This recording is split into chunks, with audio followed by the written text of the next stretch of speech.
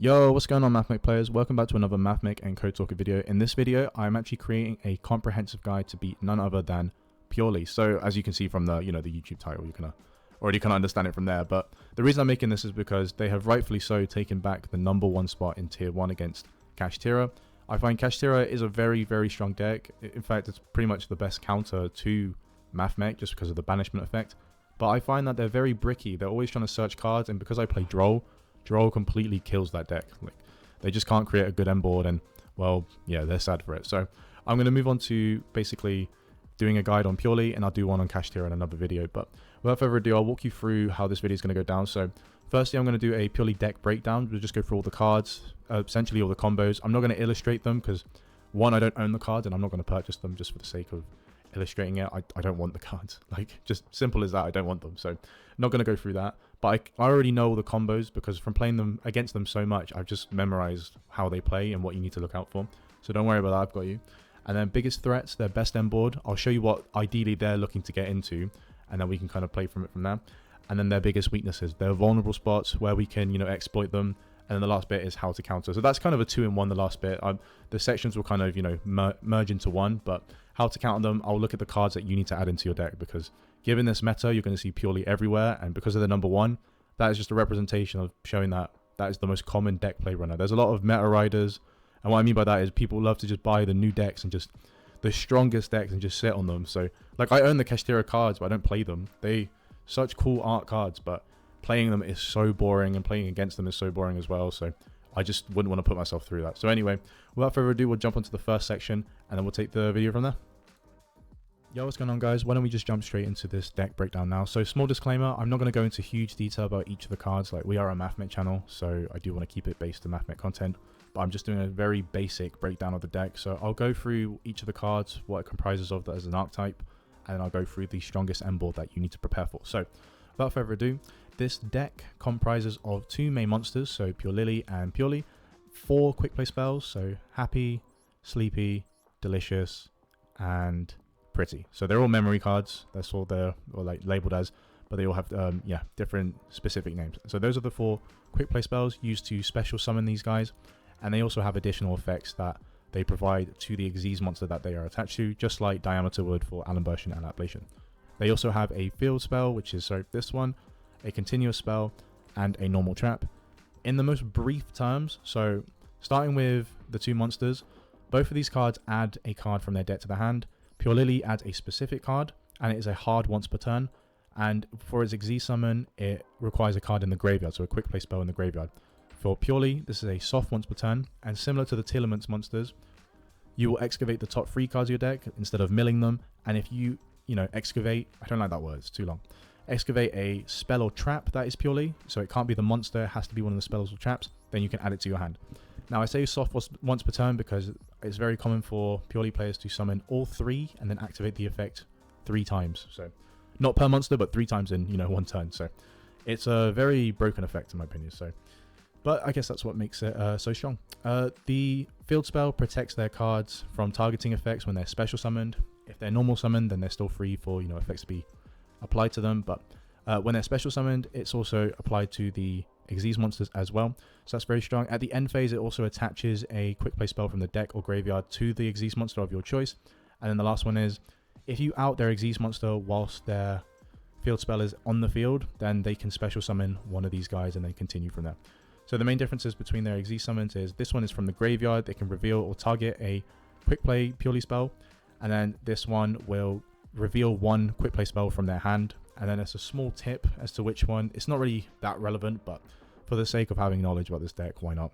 So if they reveal Happy Memory from the deck, from the graveyard or their hand, they're going to go into Happiness, which is their OTK option.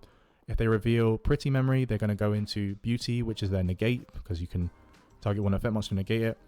And then Plump, you'll always see Delicious Memory being revealed. So Plump is what they use to build up materials, just like Downward Magician would for Zeus. But instead of going to Zeus, they'll go into Noir, which is their boss monster at the end of the day. And then the rest is My Friend Purrely. This is like Purrely. It searches any 1 card from their deck. I'm not going to kind of go through the details of it. So, it would just search any card in their deck. That's a Purrely card, obviously. And then this card. So, just imagine this card as Super Factorial, but for Purrely, because they use a Xyz monster that they already have on the board as material, and with its material transfer to their next summon, which will always be X Purrely Noir. And a common end board for Purrely is going to be this. So you're going to see My Friend Purrely on the board, the field spell on the board, this face down, and then plump on the board with 4 to 6 materials. That is a very common thing, and this is the ideal end board for them. And then even more so, one quick play spell face down, because if we use Herald of the Abyss to get rid of, X Purrely Noir by stating Dark and Fairy, they can just summon Pure Lily, which is also Dark and Fairy, and then Fairy, Fairy, and then they'll just out this card instead, and they'll still get the search from it. So I think it's a very smart defensive tactic from their part, but like I said, don't really care for this deck. The one card I never see is this card, so I'm not really sure what it does apart from it's pretty good, but I just don't see them ever using it. I think it's just a cool looking card. But anyway, look, that's the deck breakdown. I really don't want to go into this any further. Okay, this is less than 5 minutes. I'm quite pleased with that because it just isn't that interesting of a deck. But I wanted to kind of give a breakdown so we understand the basis of the cards, especially if you're new to the deck and you've not seen them anymore before, which I find really surprising because they're literally everywhere. But if you haven't, then by all means you learn from this. But yeah, without further ado, we'll jump straight into the weaknesses of this deck, and then I can point out the vulnerabilities that we can exploit. Okay guys, so to explain the vulnerabilities and how we're going to exploit them, I'm just going to split this into 2 sections. So one will be going second, and then one will be going first. We're going to go with the going second stuff first, because that's more of the challenge that we want to tackle. Going first, with the optimal end board, we're actually in a very good spot. Mathmech is very strong against this deck, because I'll show you which cards you need to negate in a moment, and then we'll go through replays straight after this. But going second. Now, I don't play Book of Moon or Book of Eclipse, but they are both very good cards against this deck if you time it right. So if you open with any of these cards, you're in a very good spot, particularly if you open with Duel and Lockbird. So I play Duel and Lockbird, Kurikara, and Red Reboot. So I'm clicking in the wrong order and reading them the wrong way. So that's why I'm getting it wrong. So with Duel and Lockbird, the main thing you need to remember is that this can only be activated if they add a card from their deck to hand in the main phase. Now, purely, operating around quick play spells, they can activate their stuff in the draw phase and the standby phase, and it's kind of annoying, but it's so smart of them to work around draw, because this is their kryptonite. This is the card that completely counters the entire deck. So you definitely want to draw them as soon as possible, because then they can't add any more cards from their deck to the hand. So if you see them add My Friend Purrely from their deck to the hand in the main phase, My Friend Purrely dies. It just cannot use its effect. So they'll put it on the board for the next turn, but we're not going to let them survive. So that's, very happy for me either way. So yeah, that's pretty much Duel and Lockbird. It's great, it's a hand trap, and it's just very easily usable. Now, Kurikara, this card is my favorite form of kaiju. So the thing I hate about kaijus is that you don't get the card yourself, and that's a fair trade-off because it's just like a free summon and a free, board trade. But with Kurikara, I like that you get the monster, and you'll always be able to, have its conditions for summon activated, because Purrely players cannot help themselves from drawing cards. They just can't. They will always use X Purrely Noir to draw in the standby phase after they summoned it using the trap card. And then, yeah, Kurikara will just tribute it. And then we get Kurikara. So I would use this card to go into transcode and then try and, build into access code or terahertz. But just remember, you can't use transcode's effect to revive a link monster, because this is a fairy monster. So we don't fall into the Cyburst plays anymore. But yeah, that's Kurikara in a nutshell. Book of Moon and Book of Eclipse, both the same effect. This is non-targeting and can be negated by Ash because there's a drawing effect, and it also will flip down all monsters on the board. So there are some drawbacks and positives to this. I would prefer Book of Moon in this case because, well, you're only going after one monster really, and it is targetable because the field spell doesn't take effect until the monster is special summoned. So it's only on the turn that it's special summoned that it's non-targetable. So the way you're going to use Book of Moon and Eclipse, if they don't get negated of course, is that when they activate the trap, so it's kind of like if we activate Superfactorial to bring out the 3 materials for Laplation, right? This would be essentially the response of Call by the Grave on one of our materials. So we would activate Book of Moon in response to their normal trap and use it on Plump, because Plump will just be flip face down and it cannot be used as material for an XZ summon. So that play completely dies. And now it's up to you to actually, shoot for game in one turn. Because as soon as you out the Xyz monster, you have to, you really have to shoot for game now. You can play control, but yeah, GG's to you, because that stuff is really hard against a deck like this. Because if they're going on their 3rd turn, The OTK option for them is so easy, I promise you. So yeah, that's pretty much how I would use both these cards. You would use it in response to the activation of their trap, and it just completely locks them up to play. And it's the exact same thing for Red Reboot. I think I like Red Reboot the most because if they do play Impermanence as well, I know they didn't in the deck list that I showed, but some of them do, and you just completely lock them out of that as well. So it's just that extra layer of protection as well. So I do like Red Reboot the most. But that's pretty much going second. There aren't really other going second cards that you want to see. Ash is only good in a state where your opponent has bricked. When a purely player does not have enough resources to keep going, then Ash is pretty amazing because, well, you stop one summon from the main deck, or you stop from adding a card from their deck to their hand, and it's very rare, but you can end the play there. But like I said, this deck is very resilient, so it can just play through one Ash, of course. Now, moving on to the going first cards. So I do want to highlight that having cards like this, and this, and then this. These three cards are pretty insane against Purely. Like, I mean, holy shit, this just negates all Xyz monsters. And it's not an effect on the monster, it's an effect on the player. So you can activate this either in response to their normal trap. Oh, wait, no, wait, what am I saying? This is going first. Sorry, ignore me. So you can activate this in response to them, like, using the Xyz summoning effects from Purely or Pure Lily. But just remember, you can't go into Laplation now. So really time this well. I would try and save this for when, like, you know, they present a real threat. Because, yeah, that shit sucks when it doesn't go through well. So you just have to be very careful. But I think this is negate the effects of all monsters that while they're on the field. That is crazy. Yeah, that is crazy. So yeah, this is a very strong card. And then this is just good against Noir, because Noir being level 7, obviously it goes into the conditions of this card, but it cannot activate its effects. And I really like that. And it also protects you from Zeus as well, because Zeus is actually a big issue in this deck. Like, when it comes to Purely, Zeus is their backup line, and against Mathmech, it is actually very strong if they have at least 4 materials, because they'll clear everything on the end of their turn, and then clear everything as soon as you try to build something on your turn. So you're really looking at the top deck here, so you've got to be very careful. And then, of course, this is a continuous trap. There's no conditions about destroying it like Deck Lockdown. But out of the 3, Deck Lockdown is, yeah, my favorite. Not going to go into it too much. You know, I have a bias for this card, so I'll just keep it limited. But, like, again, can't add cards from deck to hand, which is basically draw, and cannot special summon from the main deck, which is basically all of their quick play spells. So they can't do anything, and it's just hilarious to watch. So those are the 3 going first cards, I would say, from the, you know, the spells and traps. But if we go back to the, so I'm going to discard the changes because this is my side deck and I don't want to ruin it. So if we just go on the main deck that they've formed here. So this is the Master 1 deck. Now, when we build our Endboard of Terahertz with Heat Soul, Silent Conflict, and Super Factorial, sometimes, I'm not going to lie, that is enough, because you're going to use Terahertz effect to send Aggregator and just negate My Friend Purely, because this does not activate on summon, has to be activated in a manual separate chain link. So we would negate this, completely dies. And then with Silent Conflict, we want to banish any of their normal summons. If they don't have any of these cards in their hand, that means they have to special summon. So we'll let them special summon because they will discard a card from their hand, and then they'll have less card economy in their hand. And then as soon as they activate the effects, you just banish it with Silent Conflict. So you're just leaving them with less and less materials. And then we bring out Laplation just to finish the job and then completely tear apart like the rest of their cards. Now, if you draw into Imperm, that is a real good extra bonus because it saves you from having to use Silent Conflict, and ideally you want to keep it because Silent Conflict being such a prevalent card, I would like to use it more on Purely because this is a soft once per turn, and then Pure Lily being a hard once per turn, you know, Impermanence would be great against this. They'll just be stuck. They won't be able to do anything from this point. But if you listen to me and you play Deck Lockdown, yeah, this archetype can't do anything. And I've got a replay to show it, and we'll go through it in a moment. But yeah, this card is just amazing, like truly, truly amazing. So that's pretty much how we would play against Purely. I'm going to go through some gameplay with you right now, and I'll narrate some of the, you know, interactions that we have, because I know I've described a lot, but I'm sure you're going to, you know, learn more if you actually see it.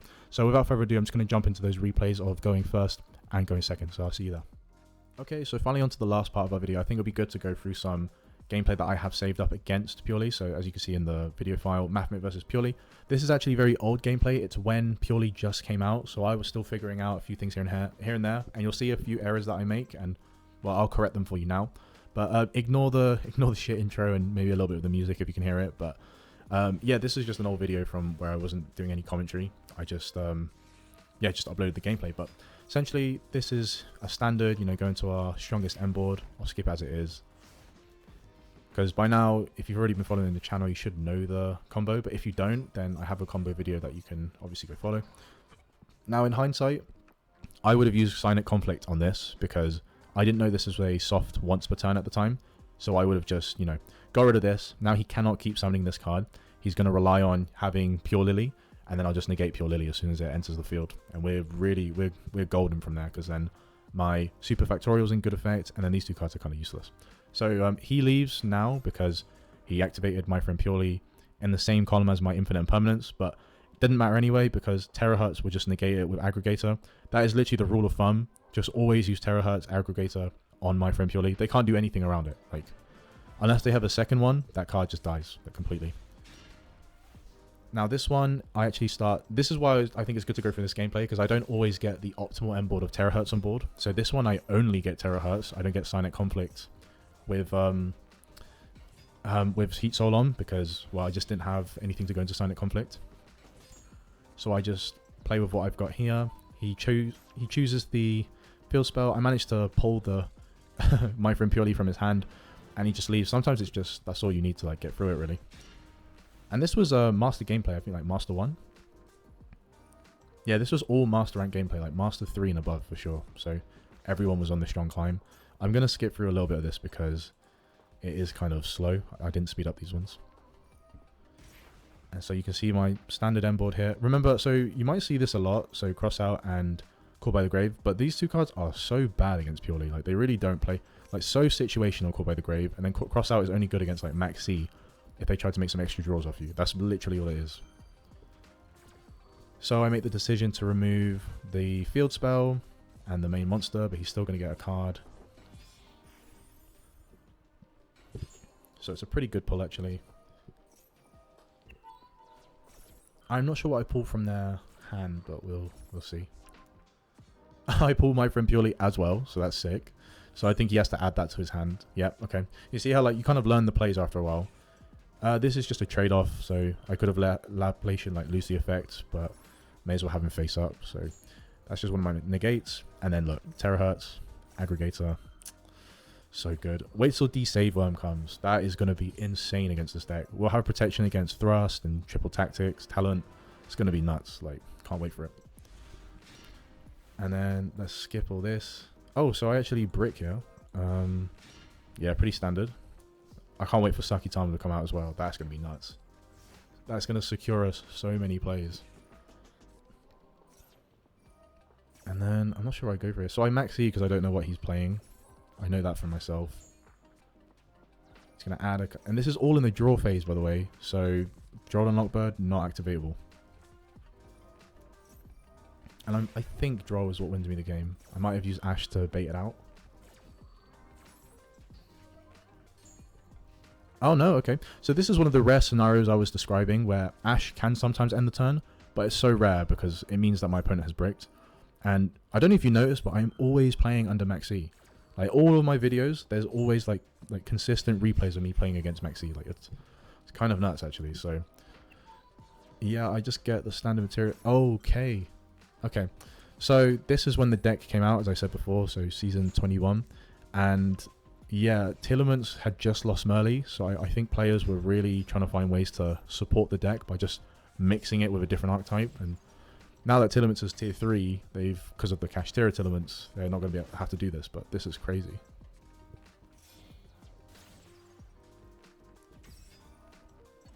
And then we just go in for a standard OTK.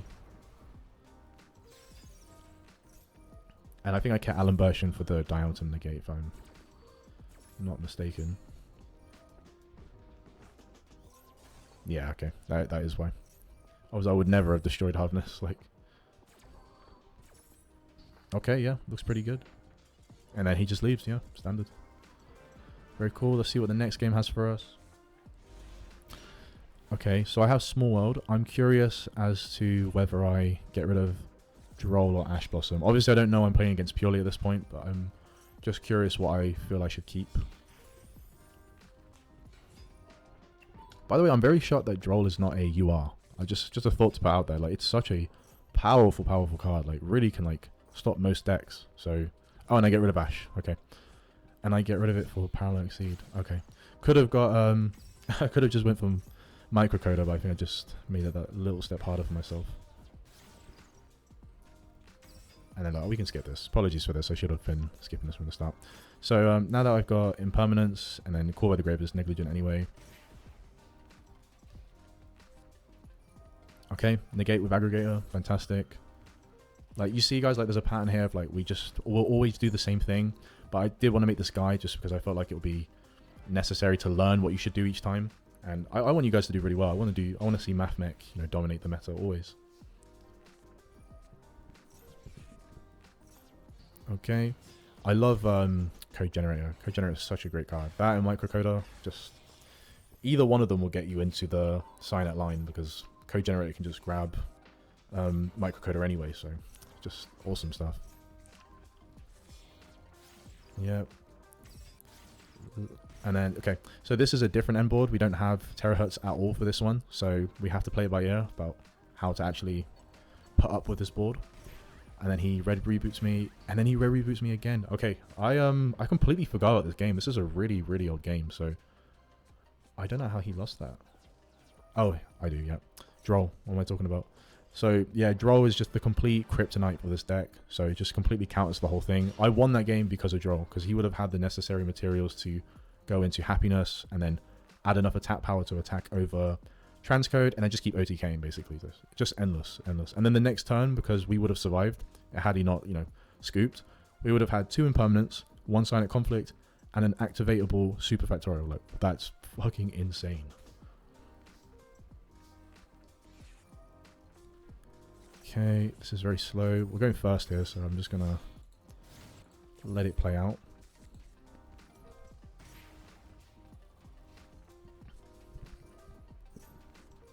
Oh, okay, so don't do what I did, which is remove it with Super Factorial. You should use terahertz every time. But in my defense, this was a very new deck, so I don't think I knew at the time that that was the best option, despite doing it in different duels. I think I was just kind of playing around with it, and I don't even think I used terahertz once here, and I should have. So I'm very much trolling. I should have just at least activated it in response to the special summon of Purrely, and then use Signet Conflict on, Purrely here. So Pure Lily, sorry, for Aggregator, and then Signet Conflict this. Yeah, I should have used it then as well. That was so dumb. But oh well. And he realizes he can't attack over anything. But yeah, look, you can see over here, this is the last of the gameplay. This is really old gameplay, and yeah, thanks for watching. But before I end the video, I am just going to show you some newer gameplay, and I am going to show you again the addition of Deck Lockdown, because I have a video that actually showcases actual interaction from the Purrely player, and I'll be able to narrate it, but I assure you it will be less than 2 minutes, so I promise I will not be taking much of your time. So we're just going to jump into that right now. Right, so guys, if you made it this far, thank you so much for your time, and thank you so much for your patience. I really appreciate the commitment to actually staying and watching the video. It's been so much fun to actually interact with you guys in the comments, and I'll be honest, I haven't really set any goals for this channel, but maybe I should, because it is just really fun to make content for you guys, and if you guys find it helpful, then yeah, it brings pride to my work, I suppose. So it's a lot of fun, so I thank you guys, thank you so much. But I'm going to end this video here with this one last replay. Look, only 1 minute and 42. I try and keep the explanation short, but essentially this is me promoting once again Deck Lockdown. I think because this card, this deck is the #1 deck at the minute, I can't see a better reason than to have, the perfect counter to that deck. And it's also effective against the other meta decks as well, so I wouldn't sleep on this card. I think it is very, very good. But I'll skip the combo, trying to save as much time as possible. I have all the materials to go into, terahertz and Heat Soul with Signet Conflict, and we'll go from there. But I'll just explain the interactions as they come. So he ashes me. I don't use Call by the Grave because I don't know what he's playing, so I'd rather save it for Max C when I use Super Factorial, so he doesn't get that economy. The draw from Heat Soul is not that important. The field spell itself doesn't do anything, so not a big issue. Now this, I don't remember if he was able to excavate cards but not add one, or if this was him going into the Xyz. I think this was him excavating cards, but he cannot add them to his hand. It's just how it works. So he'll be able to see them but not use them, which is quite funny. But as you can see here, I use Signet Conflict because he's committed to the normal summon, so I just want to out the card straight away. Just want to get rid of it. and I don't even need to use much else. So one thing that this is not going to show you, because the replays in Master Duel do not show real time, and I appreciate that because a lot of games would just have ridiculous hesitation, especially for myself. Sometimes I take a long time to, you know, map out the combo in my head. But I'm not joking, he put this card down and we both waited a full 2 minutes for him to just realize like he's fucked. Like he cannot add any cards to his hand. This card is not even activatable. So it was just really funny for me anyway, just to kind of like sit here and be like, right, is he just waiting for me to like disconnect, or is he actually going to play? So anyway, he plays the quick play spell. Now a theory I had about Purrely, so the dark one, the dark monster, was incorrect. So basically my theory was that you'd never be able to Xyz summon from Purrely because you can't get quick play spells into the graveyard. Now I'm wrong, because as you can see here, you can activate the first part of the quick play spell. So choose one card on the field in this case and it will not be destroyed by card effects, whatever, like I don't care about the details, but he won't be able to activate this secondary effect. So this one can go through, but this one cannot. So he can activate the quick play spell, and what I'm saying is that Purrely will be able to Xyz summon, but I'm counting on you to have Super Factorial and, you know, Signet Conflict to completely out anyway. But after that, he realizes he can't do anything, and inevitably he just leaves. So the reason I just want to point this card out so much is because, again, look, it's the #1 deck at the minute. Why not have a card that is literally the direct counter to it? And it's great against Kashtira too. When I do the, you know, comprehensive guide for them as well, you're going to see some gameplay where, you know, deck lockdown actually shuts down the deck. Like they can't use Theosis, they can't use the field spell, they can't use Pathfinder to get the field spell, and they can't use Pot of Prosperity to add, you know, a card from their deck to their hand. So that's 4 cards that are just fucked, like completely dead. So, but look, I'm going to leave it there. Again, thank you so much, guys. It really is a pleasure to make this video for you, videos for you. And if you have any questions, just shoot them in the comments, okay? Thank you so much. Have a great day. Bye.